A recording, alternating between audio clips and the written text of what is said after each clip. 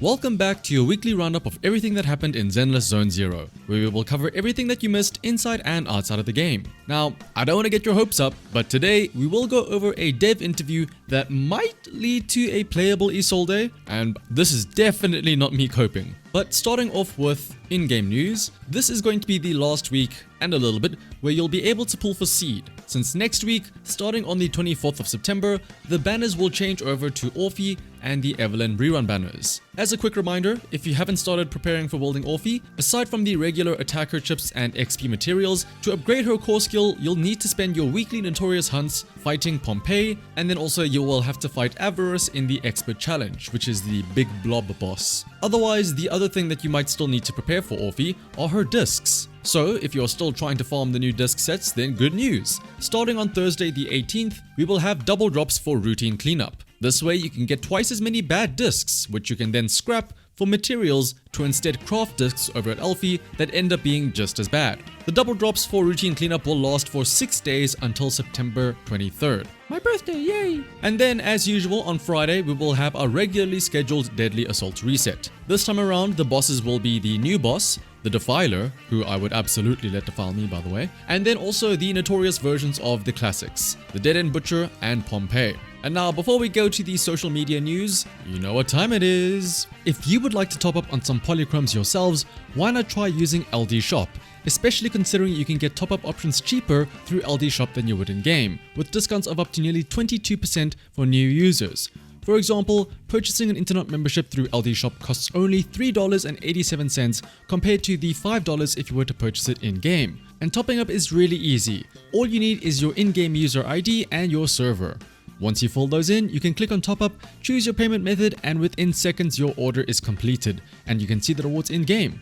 And yes, you can even get the double bonus for first time top-ups. LD Shop is a trusted and authorized service that is 100% safe and legitimate. Also, if you use my link in the description when you register on LD Shop, you will also get a 5% off coupon to use. And if you spend over $80, you will also gain a VIP membership, which can earn you free internet memberships and regular coupons. Once again, you can check out the description and the pinned comment to start saving with LD Shop. Now moving on to social media news, we've got a few new freebies being handed out. The first is a set of avatar stickers featuring our new Obol squad members, Seed and Orphie. These are free to download using the link in the description below. And then, I'm glad to see it, but Hoyo are continuing the trend of releasing 4K wallpapers of screenshots from the promotional videos. This time around, we have some Seed wallpapers from her anime short and teaser trailers. These are also free to download with the link in the description. And speaking of Seed's promotional videos, she did get a lot. A teaser demo, a character trailer, and even a dedicated anime short. But one thing that was missing was an agent EP. Well, it's not exactly the same thing as an official EP, but there was a character image song for Seed called Pulse in Flora, which was released by the music unit called Empty Old City. This song for Seed was actually retweeted by the official Zenless Zone Zero accounts. So you can think of this as a EP officially approved by Zenless Zone Zero. If you want to listen to the song, there is a link to that too in the description. And now moving on to the speculation zone. Firstly, with the new event that's currently underway, the Wish Bottle Adrift event, you've probably been stockpiling the wish bottles over the days by logging in and doing your dailies. But when you do go to the beach and redeem these bottles for the event, be sure not to speed through the text too quickly, as in this event we actually get to meet LUCIA in-game, meaning that we get to see her in-game model too, in all its glory. So use that opportunity to get a closer look at it and take some screenshots if you want to. I will say, I was not expecting her to have such big thighs. Now, just to be clear, I'm not complaining about that, it's just making an observation. The other big thing to talk about today though is an interview from the Japanese website Denfaminiko with producer Lee Zenyu from not too long ago actually, just in August before patch 2.2 released. There were a few interesting questions that I would like to highlight. The first was about which characters have been the most difficult to develop, and the response was that developing characters with high expectations involve a lot more adjustments during production. This included Miyabi, Yishen, and also Seed. And now, with hindsight, I think we can see why producer Lee included Seed in this list of high expectations. You can definitely see that a lot of effort was put into Seed and why she was the headliner of this current patch. Next, the producer Lee said something very important that I feel like many people should come to understand. He said that what they create doesn't necessarily guarantee player satisfaction, but within the limited time that they have, they strive to deliver the highest quality possible. So we have to remember that it's impossible to please everyone. There will be times when you are a part of the group being pleased, and there will be times when you are not. Now, yes, maybe the ratios of those may be a bit off, but that's another discussion to be had. Among the other questions asked, one was with regards to character balance. The question was if the flexibility of Zenless Zone Zero, for example, starting out with TV mode but then being able to remove it later on, would apply to any other aspects of the game. And producer Lee said that when it comes to playable characters, they usually leave some space for adjustment. This could be alluding to the possibility of characters getting buffed in the future. For example, we've already seen this happen with Ellen, and it's possible that we could be seeing some potential buffs for Soldier and Bee soon, based on what was said in the patch 2.2 livestream. Now, again, this space for adjustment could be seen as being the special Holo Zero gears, but that is anyone's guess as to what exactly this adjustment space is. The other point of flexibility mentioned by producer Lee was about when a character actually becomes playable, with one example being Pulchra, who initially only appeared as an NPC, but then went through a long process of discussions